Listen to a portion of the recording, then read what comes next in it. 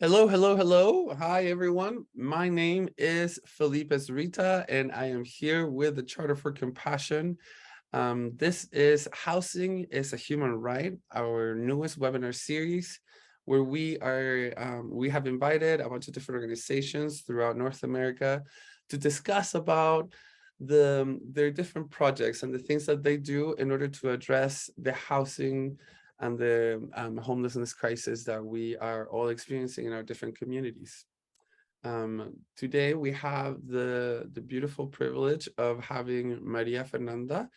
No, sorry, María Fernanda González. There you go.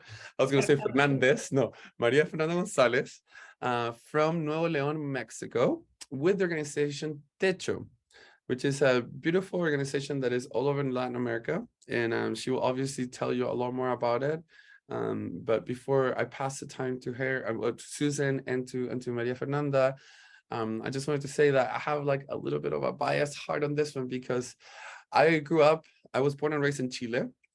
And Techo started in Chile, and it's a beautiful project where they take students and go and build houses for people that don't have homes, and it changed my life. It really gave me a different perspective. I lived an experience that I would have never been able to live without this organization, and it opened my eyes to a different reality, a reality that I was not part of, but that I was contributing to. And so it's very dear to my heart, and it's beautiful to see that project like this that started in Chile has been replicated all over Latin America, and now we have a beautiful presence from Mexico, from Nuevo Leon, Mexico, to tell us a little bit more about it.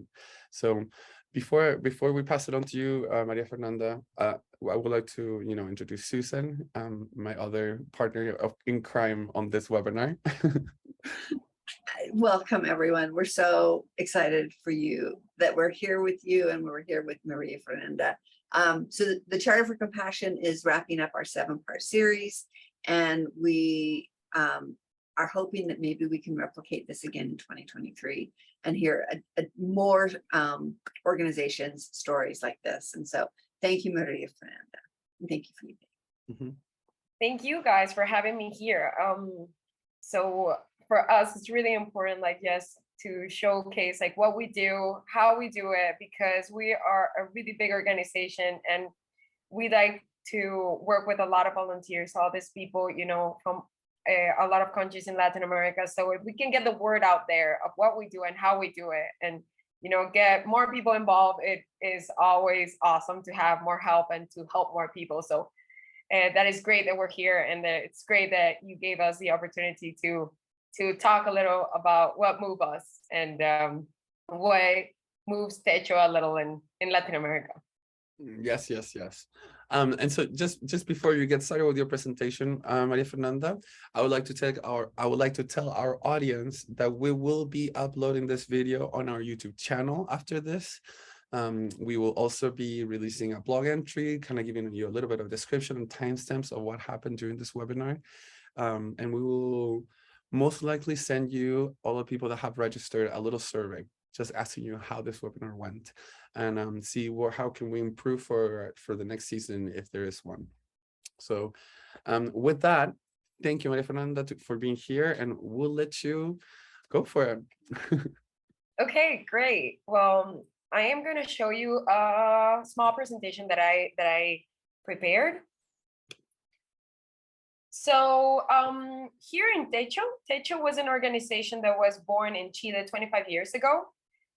Just, to talk a little bit of the history of TECHO. TECHO was born because of volunteers from a university. They got together with a pastor, and they started going to communities and, preaching a little. And then they saw everything that was going on with the housing on those communities and the infrastructure, and how this issue was kind of affecting the community where they were preaching.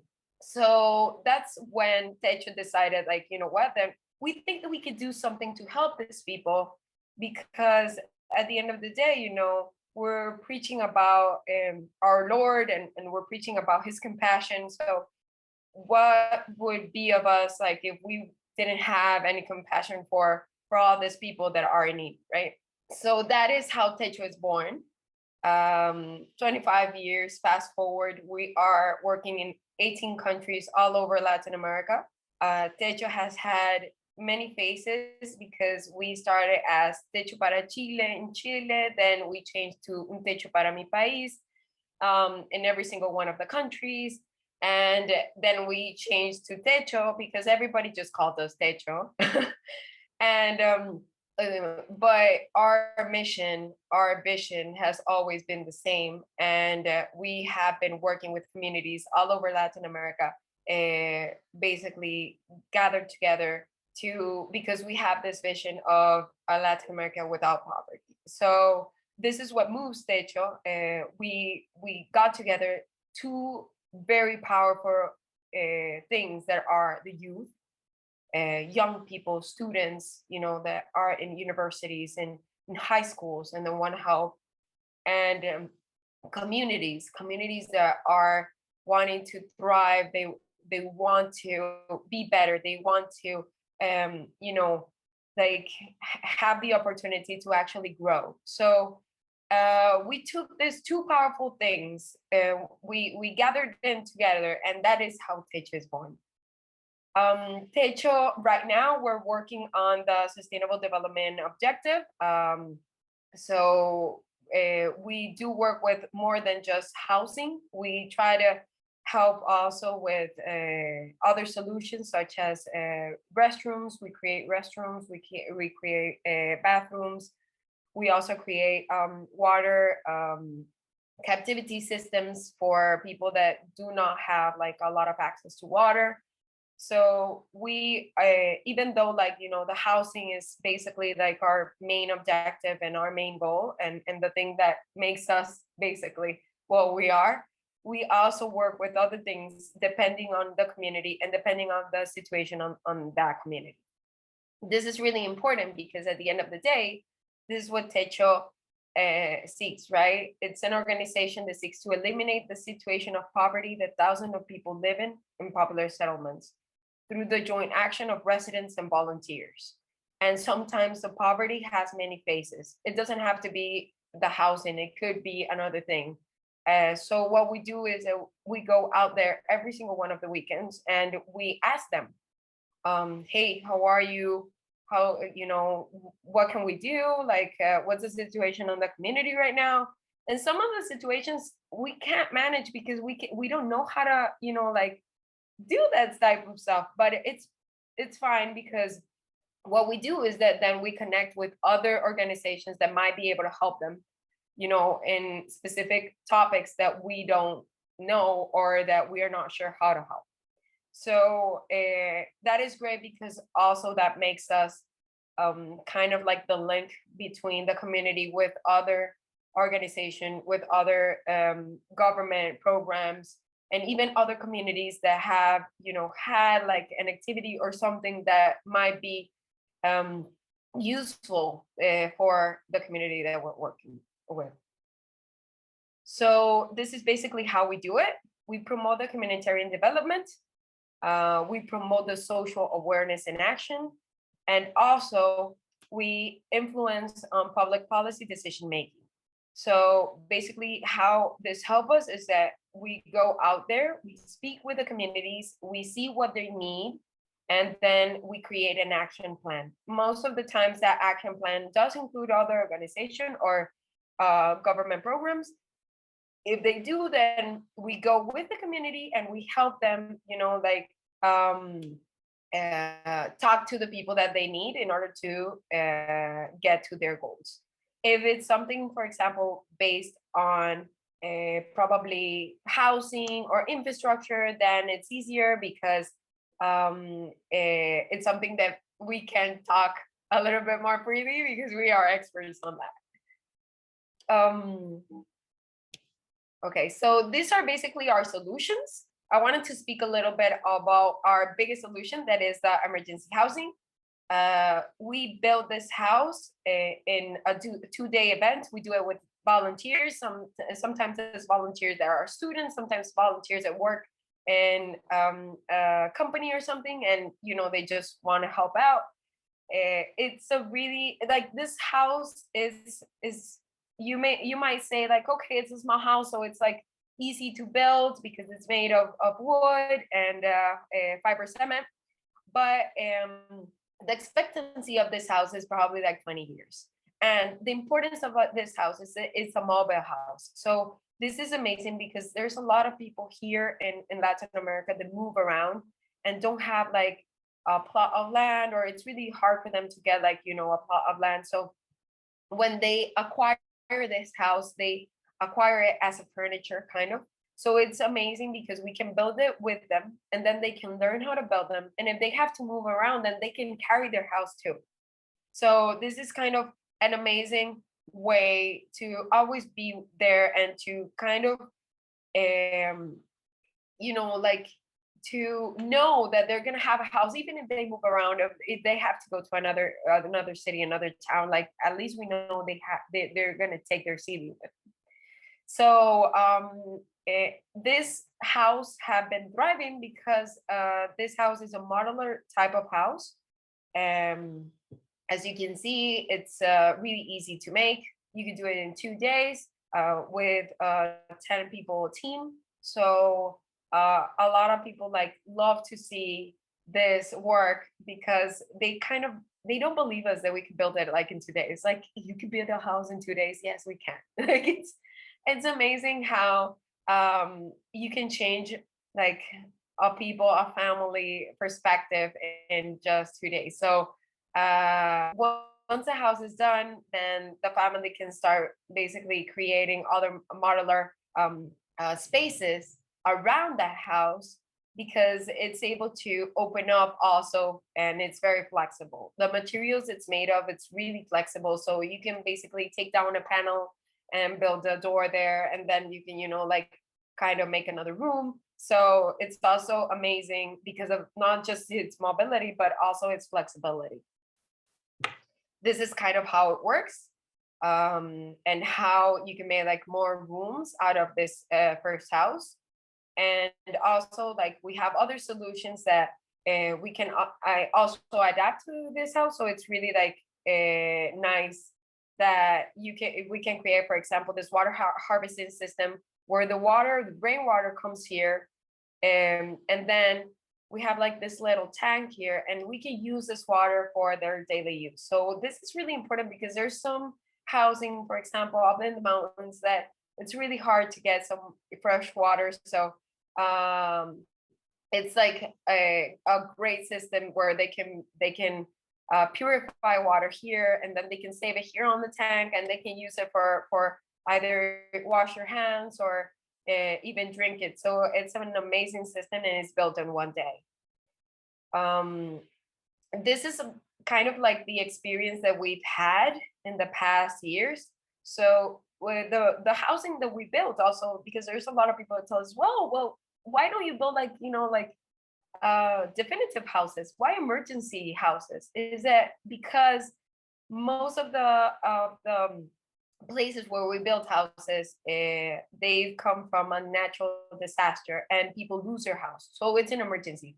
So we have to do something to help these people, because in that moment, in that time, those people don't have a place basically to live. So we have to act. It's not a moment in which we can decide what to do. It's a moment basically to act. So in Mexico, we've had floodings in 2007. We built 350 houses. In El Salvador in 2009, we built 250 houses too. In Mexico in 2010, we built 80 houses. In Guatemala in 2010, we built 300 houses. In El Salvador in 2011, we built 62 houses. In Mexico in 2014, we built 50. And in 2020, we built 10 houses. Everything because of floodings. We know that we're living right now in an era where climate change it's a main topic, and we've seen like everything that's happening towards and because of climate change. So to be able to help these people in this situation is really important. We've also had earthquakes, and earthquakes also has been like opportunity for us to help people and create, better housing situation and living situation for people that lost everything because of earthquakes. In Peru in 2007, we built 1,500 houses. In Costa Rica in 2009, we built 201. In Haiti, we built 826. In Chile in 2010, we built 24,000 houses. And in Mexico in 2017, we built 914. So it's like very big, the situations that have been like happening and how the movement that has been happening basically have been huge, have been big. And we've been working with so many people, so many communities, so many of volunteers. So it's amazing that this movement has grown to be what it is.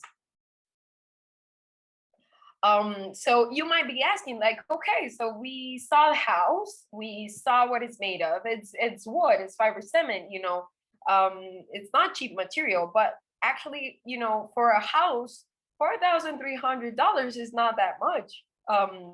So this also helps a lot, helps us a lot because that way we can help like more families. So a lot of people don't believe that with 4,300 we can actually help a family of 6 people, find a place to rest for the night. And the capacitation for the volunteers, the transportation, insurance, and lunch, and also t-shirts for the volunteers. It's really important for us to wear t-shirts because sometimes when we go into a community, the t-shirts are like our uniform. So people know, like, okay, they belong to TECHO, they protect us, they help us. And they know that what we're doing is basically helping them. So they try to help us too.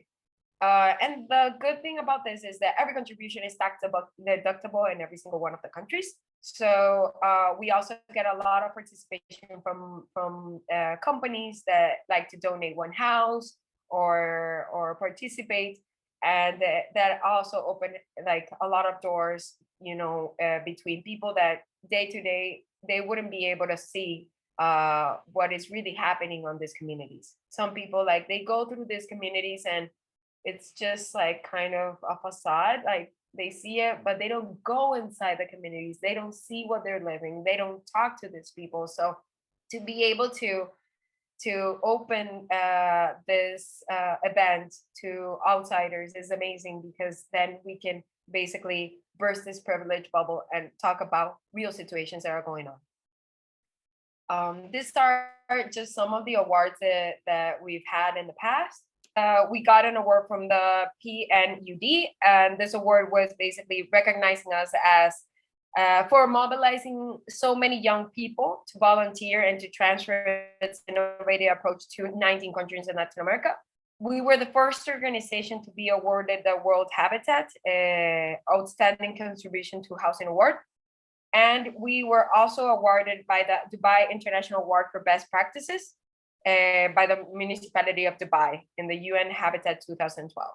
So these are just some of the awards that we've had like out there, and that's it. That's basically TECHO. That's what we do. It's what we love to do, and for me, I am really happy like to be able just to talk a little bit about it.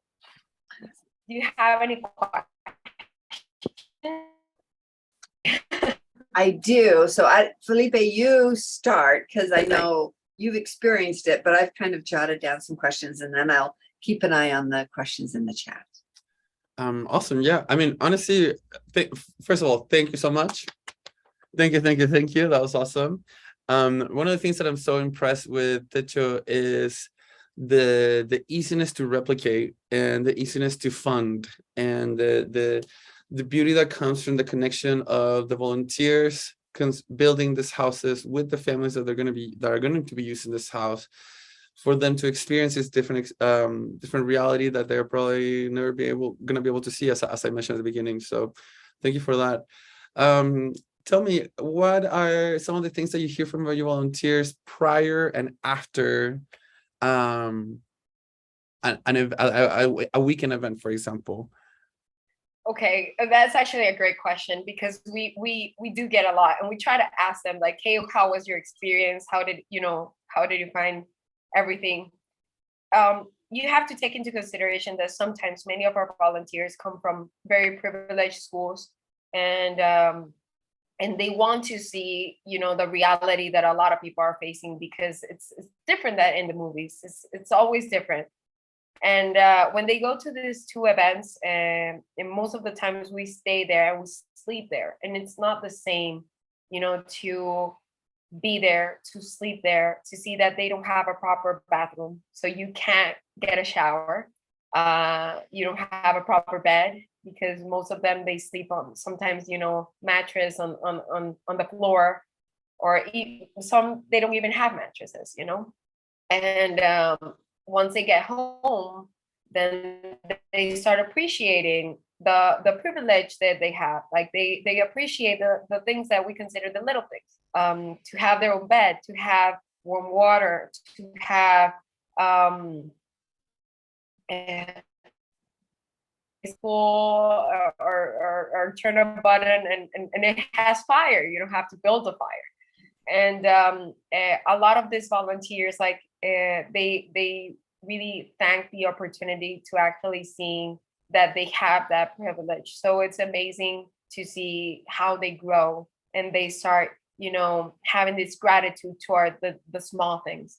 Also, there's a lot of people that even they get angry. They're like, how are people living under these conditions? Like, what else can we do? Like, how can we change this reality? And that is also amazing. It's okay to get angry. It's okay to try to change things, because that is basically what gets us moving, and that is where we open up and we say, like, hey, if you want to be part of the volunteer program as a permanent volunteer, then it's amazing. We can use you. We can use your help. We might not be able to change the world like in one day, but with your skills, you might be able to work to help us change the reality of some of the people that we're working with. And that is how we get many of our volunteers to help out, and also a lot of volunteers to serve as ambassadors out there for the organization.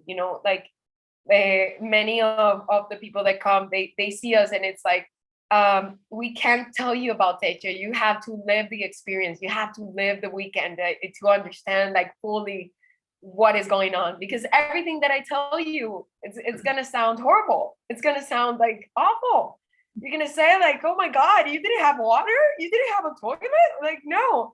But when you go there, you are also so happy, because you can experience compassion. You can experience, all these people, like how they're trying to help each other, how we are actually good human beings, and we're trying to, change all the situation that is surrounding us. So even though you lack infrastructure for a weekend, you are like in a situation when you live so much love, and you live like so much friendship, that you don't care about those things. They go on into like a different plane, and you don't even care about it anymore. Very true. I think I was, if I'm not mistaken, I was either 14 or 15 when I went on my weekend experience. And just to let people know about the situation. So especially if you don't live in Latin America, you might see people experiencing homelessness, or the people, the unhoused people in your communities. And but I don't know if you have ever seen their living conditions. They might go to a shelter, they might sleep on a park, or whatever it is. In Latin America, sometimes the situation can be so bad that you can have entire populations of hundreds, thousands of people living in a little region of the city, with houses that are made out of plastic and wood and bags and trash, whatever it is, in order for them to find shelter. And these are communities that get created, and little by little, like one house is created here, and then always here, and then always here. And it's not just a single person that is experiencing homelessness. These are families These are people with kids. These are people that have experiences since they were born, and they cannot leave that area because of so many different reasons that happen in society. Then you add, now you can add, for example, the crisis that is happening with our different countries like Venezuela, or where people have had this massive migrations of refugees leaving those countries, and they can't find other opportunities in other countries, and so they end up living in these areas, and this areas that were supposed to be very, very temporary become neighborhoods where the city, because they're so big, the city can't really do anything about it. And so they're literally areas that people talk about this area, and that this area is built of houses that are just plastic and little things on here and there for them to just barely survive. And this is where TECHO takes you to build houses with these families that you think that you'll never meet. And so when we see that TECHO is doing this, I love this because when I built a house on my weekend, it was just a permanent house, and seeing that it has evolved to be like a mobile house and also modular, it's amazing. And so not only TECHO is doing this incredible solution, but it's also doing it in a very affordable way. And again, let me just say also to people that are not very familiar with America, $4,300 might not be a lot in the US or in Canada or even in Mexico, but $4,300 can be a pretty penny in other countries in Latin America. And so even these privileged schools, which thankfully I went to one, and I was able to experience this and open my eyes with this,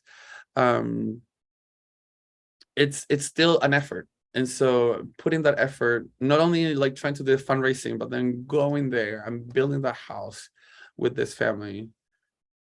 Again, I mean, just like talking about it get me a little emotional, but it really changed my life. And as a 14, 15-year-old, you really have you can be very impressionable with this. And so how does the fundraising work? How does that work, Maria? How to raise the money for these houses? So every country has like a different kind of strategy for fundraising, and they obviously go with what's easier for them. Here in Mexico, what we do is that we knock doors with enterprises, with companies, and with schools. So and that is basically one of my main roles in Monterrey. So I go, for example, to big companies, and I talk about the project. And obviously, I try to target, for example, companies that their objectives are, within housing, changing situation, poverty situation, and also companies that are close to communities. Because one of the main things that we have to understand, communities are everywhere, are like small bubbles inside the city. So there might be a community like around your house, and you didn't even know about it. So what we do is that we knock doors, for example, on companies that are like close to communities, and hey, that this is a situation that people are living like just around the corner. Is there something you want to do? Is there something like we can create together? We talk a little bit about this, and then we do like a program where we involve all these people, and we basically put it up together. So right now here in Monterrey, we are working with 6 communities that are within the city, and we have a lot of also volunteer work from schools. So schools help us because they don't only deliver volunteer, they also are a kind of a broadcast of what we do. So a lot of people is like, hey, you know what? I go to this school. I was in TECHO for the weekend. I love what we did. I want to help a little more. I told my dad about it. He loved the project. Can we fund a house? So that also helps a lot because in that way, like a person basically funds a house for a whole family. So that is basically how we go around. And also we do apply to every government incentive that we can get because Sure. everything is useful. So I hear it's a combination of businesses, schools, yes, individuals, fund grants, and other. exactly. It's everything. Yes, exactly.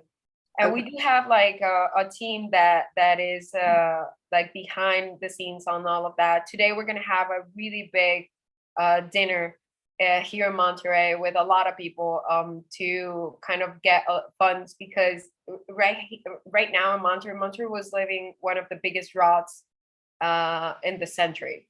So we had water situation that was an extreme emergency. And for a lot of people, you would say like, oh, and how can TECHO help with the water situation? Like, you know, it's water, it's not housing. But yeah, we actually did, because there's a lot of restrooms, for example, that don't operate without water. So what do you do with the waste? So we created, for example, dry restrooms for some communities, because that way they won't need, you know, use water that much, and they can actually use the waste even like in other ways, and they can create gas, and with that gas they can cook. So there are a lot of solutions that we could do that we didn't think about. That is not like, okay, let's get water, but what about saving water? What about, you know, saving these people from having this situation, and that the little water that they get, they don't have to put it down the toilet. So those type of things, for example, also help us, because then more companies and more people, like they know that, you know, the situation that we're living, so they want to chip in, they want help. It's like, okay, what can we do? I would love to build a dry bathroom for a community. That would be amazing. And that's basically how we get the ball moving. Yeah, thank you. So how does the land work? Because if they don't own the land, I guess that's why you make them mobile. Yes. So you're in these communities and you're building. Yeah. How does the land work? Okay. So yes, many of the people that we help, they are in a irregular condition land. So what we do is that we actually have we partner up with lawyers, and here in Monterrey there is government entity that is called Monterrey, and they help these people get a plot of land legally. So it's very hard. It takes a lot of time. Sometimes it takes years. But we do what we do is that we show them how to do it, and we show them where they could go, how they could get the paperwork. If they need any help or anything, then we're there. So we accompany them like on all this situation. And it's also great because most of the lawyers, for example, they can help them out with some situations that sometimes they don't know how to handle, because obviously since they don't know like the context, or they don't know anything about law, they might commit a mistake that prevent them from getting a plot of land. And here, like, the lawyers try to make things, you know, by the book, so they can at the end of the day get their plot of land. When that happens, and we are currently moving a community that is getting, like, the whole community of 47 families are getting regularized. They were actually living in a space where nobody's supposed to live, because there are big antennas, and the antennas emit radiation. So it's not a healthy place for them to be living. And that community had there like 30 years. So a lot of people were getting cancer. They were getting health issues because they were living in that place.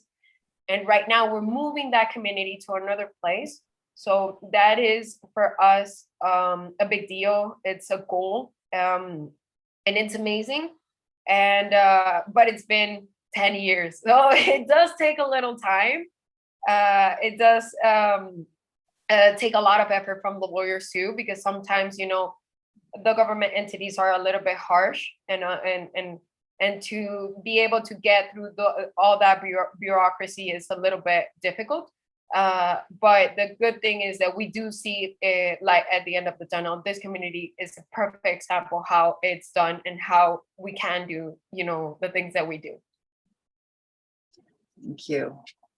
So there was a question that wondered, does TECHO have plans to move outside of the Americas? And are you in other countries?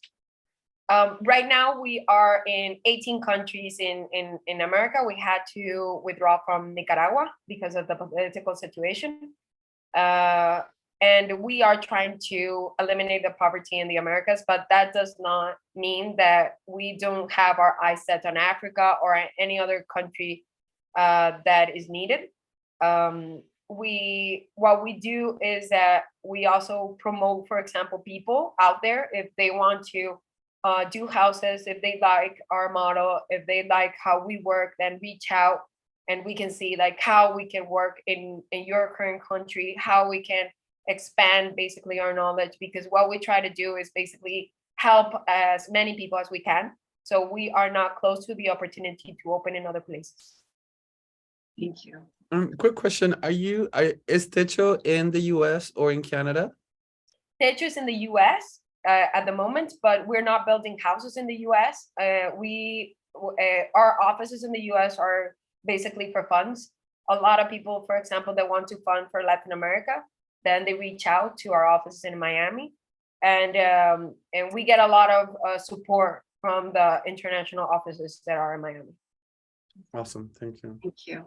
Thank you. I really liked your water system of collecting rainwater, the purification, the tank. How many of those systems are up and running? How many volunteers does it take to set those up? I know there's a different cost than the $4,300 for a house. What is that cost? Can you explain that, please? Yes, actually, the water system is one of our cheapest solutions. It's only $1,200 US dollars. It can be built in one day, and it only requires 4 volunteers. Right now, here in Monterrey, we have a tent system up in the mountains, because in the city it's really hard because there's not a lot of rain here in the city. So we try to build it in places where we can get a lot of water. And in the rest of the country, I would like to know how much, like exactly, but right now we have like 300 approximately. Okay, thank you. Thank you. And is there the same experience in terms of kind of spending time getting to know the community a little bit when you're setting that system up? We still go for one weekend. It's even more because since the places are remote, you have to go up the mountains to places where water is scarce. So we get to go there for the whole weekend, and it's amazing the experience you can also get, like with the nature, not only the community, the nature. It's like great. I have a lot of volunteers. It's like, I love it because it's like going camping, but even better. That's great. That's great. Thank you. Felipe, are there a few other questions coming? Yes, so I see a question from one of our people in our audience. It says, is TECHO viewed as a non-profit organization, as an NGO, or is it corporate, like a company? No, TECHO is a non-profit organization in our 18 countries. Okay, perfect. And I thought so because you said that each donation was tax deductible, so it had to have something there. Okay, yes. Perfect. And then does TECHO focus on only housing, or do they build other things like, for example, schools or clinics or community spaces? We do build community spaces. We do have a solution for that, and almost every community that we are building, we try to make a community space, because that's where we have our meetings with the community. That's where they can go. And for example, one of the communities that we're working, they are Mixtecos, and it's like an indigenous community that creates very, very beautiful artwork, and that they have their space there where they can work outside their houses, because sometimes it's difficult for them to work inside their houses, so they can gather all together and work there and gather as a community. So we try to do that. We also do parks. We try to make like infrastructure and living situation in general. So for example, if there's a community that we see that the kids don't have a place to play or a place to gather, then we try to work there too. And how many volunteers does it take to do a house? To do a house, it's 10 volunteers for the weekend. For the weekend, okay. And those volunteers they come from corporations, they come from schools. Yeah. Okay. And how many of them repeat? How many of them say, oh my goodness, I need to do this again? A lot. I was one of them. That's how they get you. That's how they get you. You go, you do your I weekend, and then probably, yeah. yeah, I probably did like, I am not kidding. I probably did like 60 constructions before I joined the staff. So yeah. Wow. Amazing. Amazing. Yeah. Yeah. I remember in my school, we had two ambassadors because both of them were basically competing on how many weekends they were doing. And so they said like, okay, whichever gets more weekends is gonna be the official ambassador for our school. But they literally never stopped. They both went to almost every single weekend. It was crazy. I went to one, and they went to, like, oh my God, it was crazy. But yeah, there's a high percentage of returning volunteers. And then another question that was asked was, is there an effort to have adults work with youth in building houses, or is it mostly just the youth with the family, or how does this work? So we open up from people that are 12 years old to 65 years old. That is basically like, the ages that work with us. We've had everything. If we have, for example, a construction event that is from school, then you get a lot of youth. You get a lot of high schoolers, even middle schoolers, teachers, and some tutors. But sometimes if you get, for example, corporate volunteer, then you get bigger, older people. So it's kind of a different event, but it's also the same. So we do love to work with either one. And I in personal, like, I love the mix and match. I loved, let's do like this construction, 5 houses with schools and 5 houses with corporate, because that way we can basically, break all this paradigm and get them working. How do the building codes work? And like, do you have electricity within there? Do you use solar panels? How do those things work? Okay, so we build a house and we don't use any electrical tool. Everything that we use is manual, so we don't need actually electricity. And we build during the day. So our building hours are from 7 a.m. to 7 p.m. Once there is no light, then we go back to the place where we're staying. Usually it's a school or a church, and we sleep. And we come back the next day. Okay. And then, now, oh, sorry, go, Susan. and the building codes, do the areas where these houses are going up, are there loose building codes, no building codes, strict building codes? How does that work? Since it's a modular house and it doesn't need like a lot of building codes or anything, and also since the land are usually irregular, then there aren't a lot of building codes either. Don't worry about it. Yeah. Okay. Yeah. It's very similar to, say, like county land outside of the city. It's kind of like a little bit less regulated. Gotcha. Yeah, for sure. And now people are asking, do you as an organization follow up with the communities that you've been helping, and how do you do that, and how often do you go back there if you need to, or if you have to? Yes, so we go there every weekend. We have right now, for example, Monterrey, we have 250 volunteers that work as permanent volunteers. So out of those 250 volunteers, there are 3 people, for example, in each community that are the part of their work is basically to go every single one of the weekends to have meetings to see who is participating, who is not. Because some things that we do have is that you can have a really, really big community, maybe 1,000 families, but the participation rate is really low. So what we try to do is that we try to up in those numbers, because if you don't get the participation high, then you're not actually getting the issues and the problems that, most of the people are living, just like a small part of the community. So they go every weekend and they gather together either in a park or in one of the community buildings that we built. And we talk to them. We ask them how are they, how's the situation like during the week. If they have, for example, a housing built out of TECHO, like, how is your house? Is there any maintenance that you have to do? And we do give maintenance if it's needed. If they have to move the house, we help them. Just this weekend, we had to move a house, and it was really cool because we did it in a day with people, obviously, like volunteers that we've been building this house for a long time. It's really fast. And but it's amazing because the family knows that they can trust us. So it's kind of huge, that they're opening the doors to their houses like, hey, I have this problem.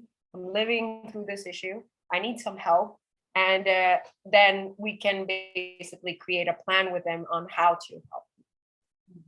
Totally. And thanks for that.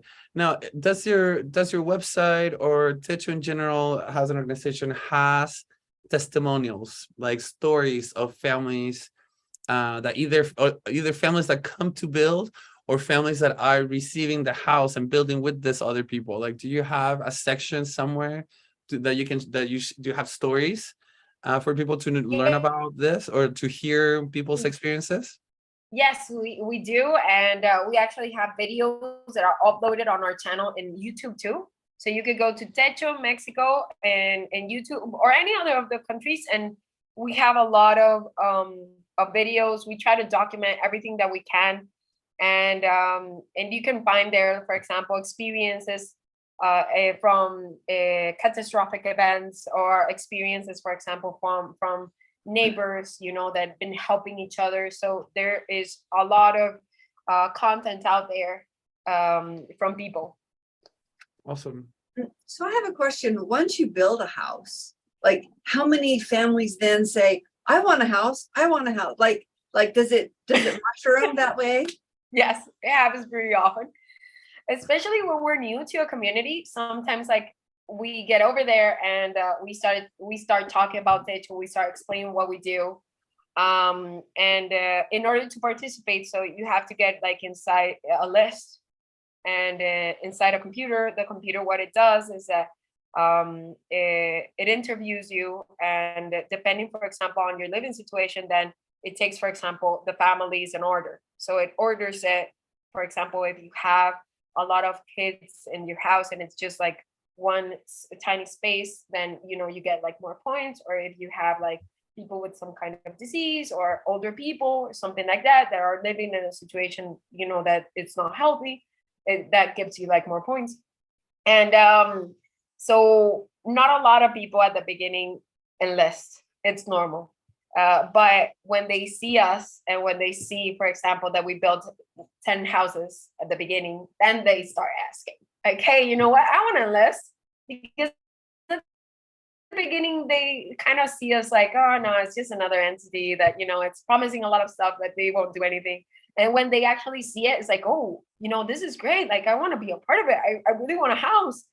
That is awesome, because then we had a lot of people that enlist, and we do the constructions like also depending on the funds. So for example, if we have like a big chunk of funds right now on this weekend, then every single weekend we're building. If we don't have a lot, then we go to the community. It's like, hey, we are looking for funds right now, but we have a list of people.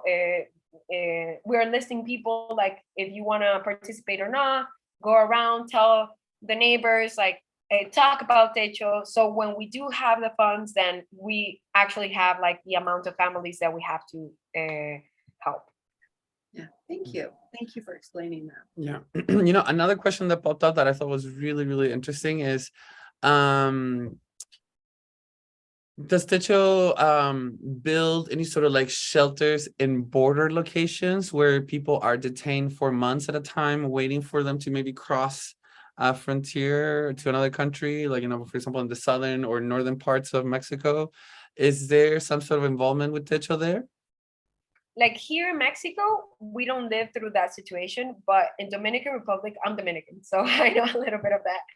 So between Dominican Republic and Haiti, that we have a really violent situation going on in the border, and it's a really insecure border. And we do build houses like along the border in Dominican Republic. And we do help, for example, we don't help people migrate, but what we do is that we do help the living situation of people that are migrating from Haiti to Dominican Republic, for example, because sometimes they cross the border in Dominican Republic and Haiti is really insecure. It's really violent. So we try to create, like, for example, houses for people that are living in those communities, and also help them integrate with Dominican communities, because cultures between Dominicans and Haitians are really like they're not that similar. So we really try to integrate them within the communities. So it's not a situation that is currently living, like for example, in Mexico, but it is a situation that we are working with in other countries in Latin America, for example, Dominican Republic and Haiti. Gotcha. Now, is there so when people have you seen a lot of families that get into a house with techo move beyond that and move, for example, to permanent housing, like, you know, like an actual house or an actual apartment complex or anything? Like, is that is that built into the goals of techo? Is it people to get like an actual home somewhere or something like that? Yes, we work with the family's goals. So, for example, what we do at the moment is, if you have a family and you have kids, it's like, okay, your goal must be to give them a proper education, right? So, what we do is that we create a space where they might get like a proper education. We even have volunteers that go on the weekends and offer tutoring to those kids so they can go back to school. And some of the goals for many of the families is to have their own definitive housing. And we do help them. How we help them, for example, building spaces for them to work, or also if they need, for example, work, and we know of connections or some other places where they might be able to work, then we suggest them, and we try to create like this kind of balance also, like between what we do in infrastructure and what we do in social.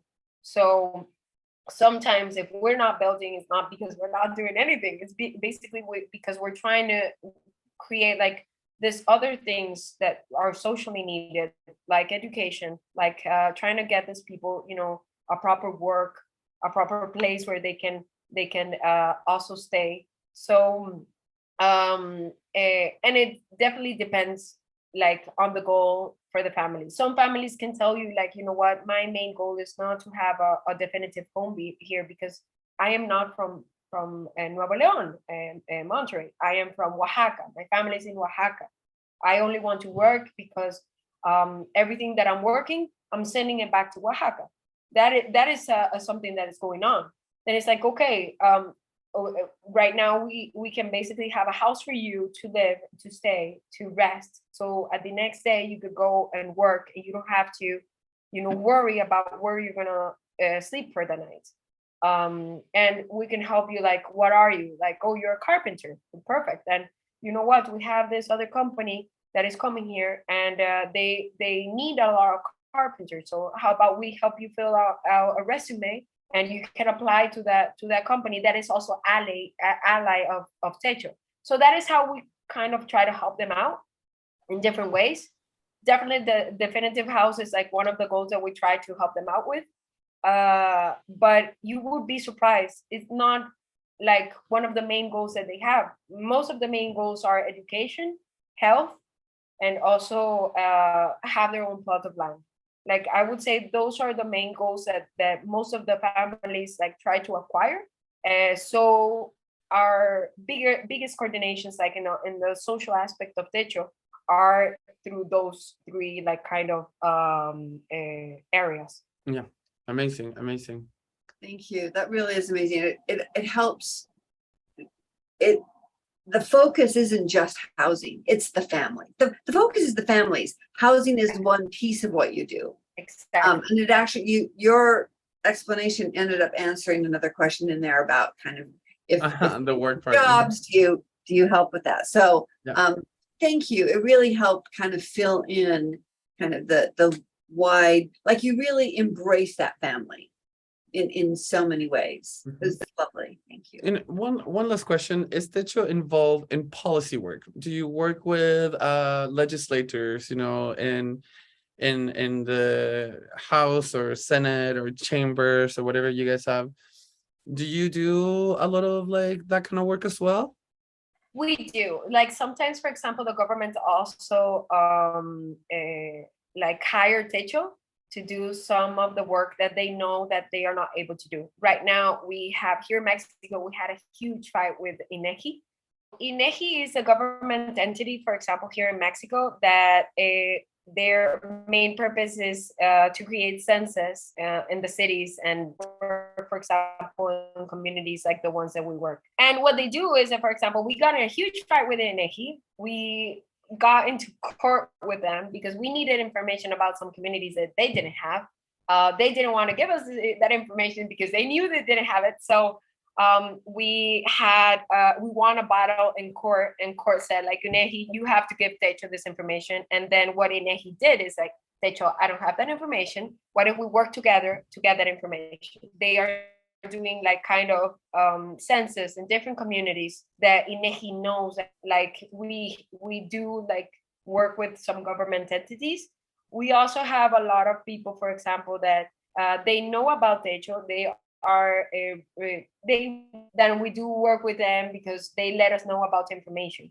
And also people, for example, we always are open to receive any type of volunteers. So we've had like volunteers that work in the government, and then they see TECHO, and I love it because they fall in love even more with the work they do for the people, and with their position in the government. So that is also good when they go out there and they build something, and they kind of get a little bit of the community. So we do open, for example, construction for anybody out there that is working in public offices that would like to see what we do. Awesome. That's great. That's really lovely. Maria Fernanda and everybody else in our audience, we have come to the top of the hour. This is the ending of this beautiful episode with TECHO and with María Fernanda González in Monterrey, Mexico. María, muchas gracias. Thank you so much for being here, for sharing so much about this beautiful, heartwarming project. We truly hope that our audience gets to be inspired and want to get involved with TECHO and find all the different opportunities and possibilities that you might have to get trained and to learn and to get involved. Again, this episode will be available on our YouTube channel and most likely in our social media platforms as well. And look for the blog entry that will be coming out during this week for this episode. Again, thank you so much, Maria Fernanda, and thank you everybody else for joining us. Thank you. Have a great day, and thank you for hearing us. Thanks. Bye-bye. We'll see you soon. Bye.